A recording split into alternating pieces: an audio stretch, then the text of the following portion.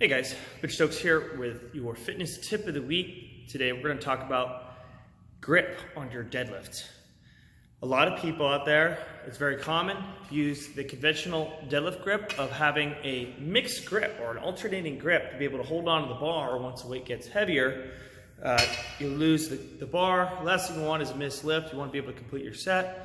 So if your grip is failing you, there's a couple of things going on there. One, maybe you need to do some grip training. It's time to do some of that specific work. But also, there's different ways to approach this. There are some drawbacks to using an alternating grip.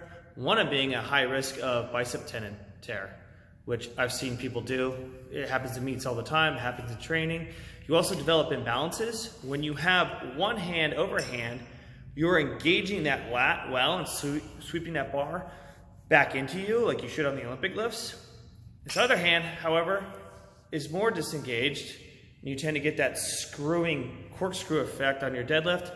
So you get a weak lat, you don't get a nice, strong, even pull, and you also drop your shoulder and corkscrew your back a little bit when you're bending down in that position. When you go to a supinated grip with that other hand, it alters the way that you lift. So it's really not the greatest thing to do. It's fine on a heavy single or heavy double on occasion, but if you train like that consistently, you're gonna develop some major imbalances. It's gonna affect your other lifts, it's gonna affect your back squat and your bench press specifically because of that lat engagement. They play a big part of the other lifts that you involve yourself with if you're doing strength training or just powerlifting in general. So I'm gonna talk about the hook grip. Overhand. Even with an overhand grip, which is safer, you're gonna be limited. So to be able to perform those lifts without having to lose that bar, what you wanna do is take your thumb around the bar and then wrap the fingers around and close. Now, everyone's got a different hand size out there. I go in between.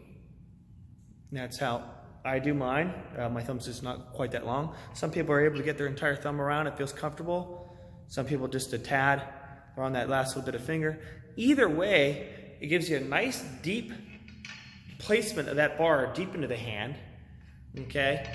Keeps that knuckle engaged and squeezed, and it's a bit of a vice grip where you don't lose it as easy. Now, is it uncomfortable at first? Yes.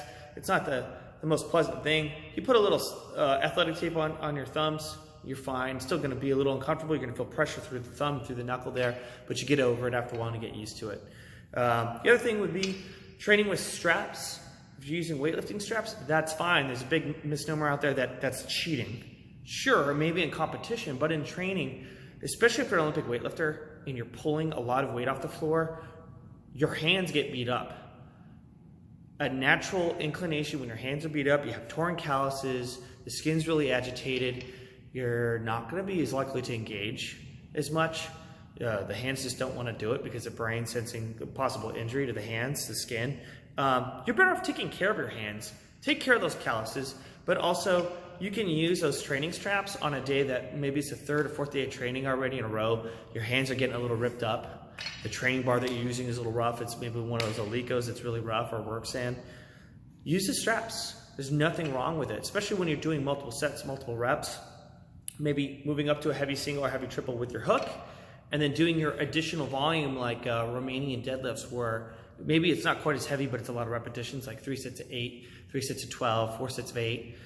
Use the straps, it'll save your hands so that the next day, you'll still be able to train the snatch and the clean and jerk well without having to worry about your hands ripping open.